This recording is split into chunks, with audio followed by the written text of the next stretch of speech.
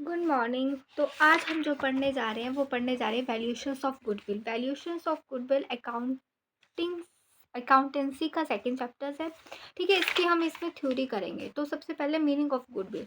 तो गुडविल से हमारा अभिप्राय किसी भी फर्म द्वारा अर्जित की गई उस रेपुटेशन से है जो वहाँ के स्वामियों ने और वहाँ के साझेदारों ने बड़े ही मेहनत से उसको अर्जित किया होता है। ये उन्होंने किस प्रकार से अर्जित किया होता है? ये उन्होंने अपने ग्राहकों के साथ एक अच्छा सा व्यवहार करके, अच्छा सा व्यवहार मतलब ईमानदारी से उनके साथ पेश किया होगा, अच्छी क्वालिटी के प्रोडक्ट्स को बेचा होगा, अच्छे रेट्स पे बेचा होगा, उनके साथ भी कोई भी चीटिंग ना करके अपनी एक प्रसिद्धि अर्जित की गई होगी। ठीक है, तो गुडविल क्या है? गुडविल के बारे में एक स्पेसिफिक डेफिनेशन देना, जो उसके बारे में स्पेसिफिक कोई चीज़ बोलना इज़ नॉट अ पॉसिबल।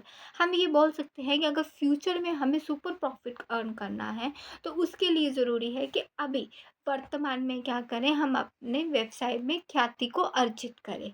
आप ख्याति से ले सकते हैं, जैसे हिमाचल प्रदेश किस लिए प्रसिद्ध है? हिमाचल प्रदेश प्रसिद्ध है अपनी एग्रीकल्चर्स के लिए, अपने बागवान के लिए फेमस है ना? इसी तरीके से जे.एंड.के किस लिए फेमस है, मणिपुर किस लिए है, महाराष्ट्र किस लिए है, दिल्ली किस लिए है? ये वहाँ की रेपुटेशन है। आप इसके साथ इसे जोड़ सकते हैं। उसी प्रकार से आप किसी बिजनेस का है कि आप डिफरेंट डिफरेंट टाइप की चॉकलेट खाते हैं, तो आपको सिर्फ इसी ब्रांड की चॉकलेट क्यों पसंद है, आप वही पसंद क्यों करते हैं? इसे ही रेपुटेशंस बोलते हैं। जहाँ हम इसे बोल सकते हैं कि ख्याति इस संभावना के अतिरिक्त और कुछ नहीं है कि पुराने ग्राहक अपने पुराने स्थान को ही चुनते हैं, उसे बोला जाता है गुडविल।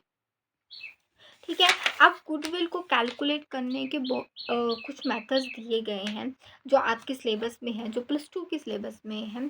ठीक है, जैसे मैं आपको बता चुकी हूँ कि एक ख्याति की डेफिनेशन देना इज़ नॉट अ पॉसिबल है। उसी प्रकार से इसको वैल्यू करने का, इसको वैल्यूएट करने की जो मेथड्स है उनको भी जस्टिफाई करना, जो उनको भी फाइंड करना एक निश्चित नहीं है।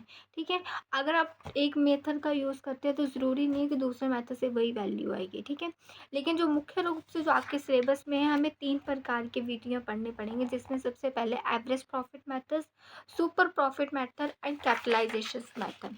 देखिए, एवरेज प्रॉफिट मेथड ना बहुत ईजी मेथड है। ठीक है, एवरेज प्रॉफिट मेथड क्या होता है कि जो टोटल प्रॉफिट आया है आपका, नंबर ऑफ द ईयर के साथ डिवाइड कर दीजिए, आपके पास एवरेज प्रॉफिट आ जाएगा। और गुडविल आपको निकालनी होगी तो average profit multiply by number of year purchase. ठीक है, जैसा हम इसके न्यूमेरिकल करेंगे आपको ये चीज़ समझ में आ जाएगी। जब आप एवरेज प्रॉफिट निकाल लेंगे उसके बाद हम निकाल लेंगे सुपर प्रॉफिट, और सुपर प्रॉफिट एक्चुअल प्रॉफिट से थोड़ा सा ज़्यादा, उसको बोलते हैं सुपर प्रॉफिट। ठीक है, उसके बाद आएगा कैपिटलाइजेशन मेथड।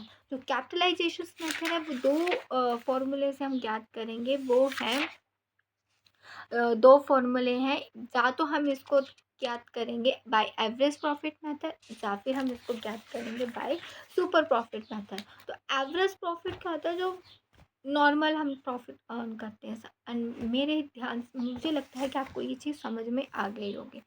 ठीक है, उसके बाद जो हमने इसमें जो थ्योरी करनी है, जो एग्ज़ाम के पॉइंट ऑफ व्यू से पूछी जा सकती है, वो है कि need for valuation of goodwill. क्या ज़रूरत पड़ी गुडविल की वैल्यू निकालने की? तो ये ज़रूरत तब पड़ती है जब हम नया पार्टनर्स अपने व्यवसाय में लेके आते हैं। Admission of new partners, retirement के टाइम पे, डेथ ऑफ द पार्टनर, ठीक है, dissolutions of the partner, amalgamation of two business. I know आपको amalgamations of the two business नहीं पता। जब दो बिजनेस एक हो जाए उसको अमगलामेशंस कहते हैं। ये आप फर्दर क्लासेस में पढ़ेंगे। Dissolutions of partner, death of the partner, retirement of partner, admission of the partners, ये आपके नेक्स्ट 1 चैप्टर्स हैं। इन सभी में गुडविल का यूज़ होगा। तो आई होप आप गुडविल को अच्छे तरीके से पढ़ेंगे और समझेंगे।